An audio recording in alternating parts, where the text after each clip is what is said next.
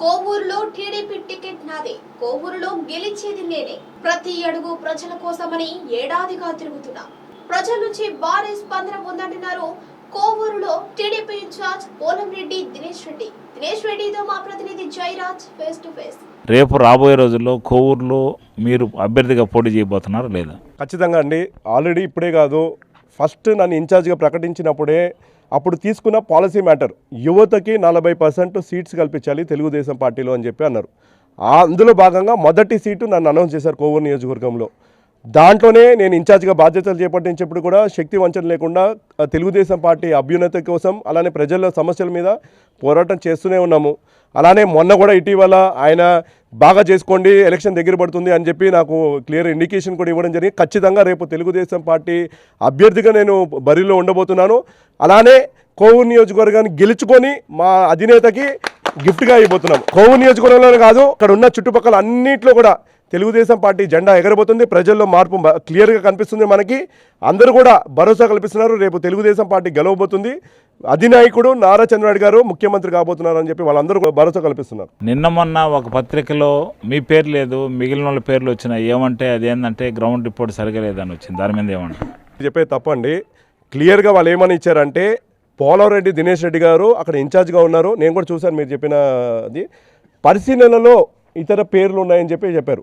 పరిశీలన వాళ్ళు చెప్పే పేర్లు కానివ్వండి, లేదా వాళ్ళు చేస్తున్న రూమర్స్ కానివ్వండి, ఇవన్నీ కూడా కొన్ని ప్రలోభాలతోనో లేదా వైఎస్ఆర్సీపీ పార్టీ అధినేత వాళ్ళ నాయకులు ఉన్నారో వాళ్ళు నా మీద భయంతో ఇవాళ ప్రసన్న కుమార్ రెడ్డి గారు ఎన్ని లేని అన్ని యాక్టివిటీస్ చేపడుతున్నారు. ఇప్పుడు జైలని ప్రజలు ఎప్పుడు లేడు. ప్రసన్న కుమార్ రెడ్డి గారు గతంలో కూడా ఎమ్మెల్యేగా ఉన్నారు, కానీ ఎప్పుడు కూడా ప్రజల్లో లేడు. కానీ నేను ఇన్ఛార్జిగా బాధ్యతలు చేపట్టిన తర్వాత ఒకసారి డిఫరెన్స్ చూడండి. గతంలో డిఫరెన్స్, ఇప్పుడు డిఫరెన్స్. ఆయనకి భయం మొదలైంది. నేనంటే హడల్ పోతున్నారు ప్రసన్న కుమార్ రెడ్డి గారు.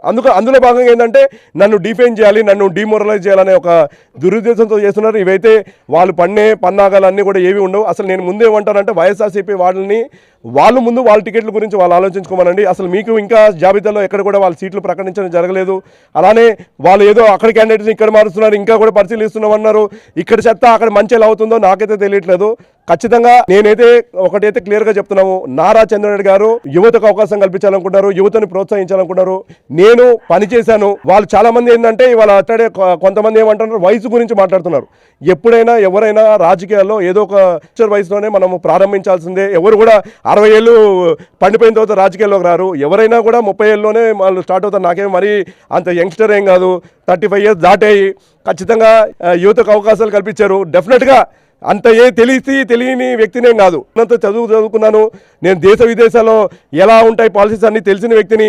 అలానే నియోజకవర్గ అభివృద్ధి చేయాలనే ఒక మార్గంలోనే నేను రాజకీయాల్లోకి వచ్చాను. ఏదో సంపాదన ఏదో ఇక్కడ కొల్లగొట్టుకొని తినాలని ఏం లేదు. నేను వ్యాపారాలు చేసుకుంటే కోట్ల రూపాయలు సంపాదించుకుంటాను. ప్రతి సంవత్సరం నేను కోట్ల రూపాయలు సంపాదించుకుంటాను. కానీ ప్రజాసేవ చేయాలి. మా నాన్నగారు ఏదైతే ఆయన ఒక లక్ష్యంతో రాజకీయాల్లోకి వచ్చారు, నా జన్మభూమికి నేను సేవ చేయాలి, ఆ లక్ష్యంతో వచ్చారు. కాబట్టి ఆ లక్ష్యాన్ని ముందుకు తీసుకెళ్లాలని ఒక సదుద్దేశంతో నేను రాజకీయాల్లోకి వచ్చాను. ఇవాళ వస్తే నాకు వచ్చేదేం లాభం ఏం లేదు. నేను ప్రజలకి నేను మంచి చేయాలనే వచ్చాను.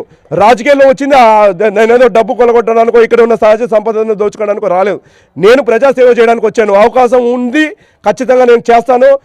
జన్మభూమికి రుణం తీర్చుకోవడానికి నేను ఖచ్చితంగా శక్తి వంచన లేకుండా కృషి చేస్తాను. ప్రజాసేవే నా లక్ష్యం, టికెట్ నాదే.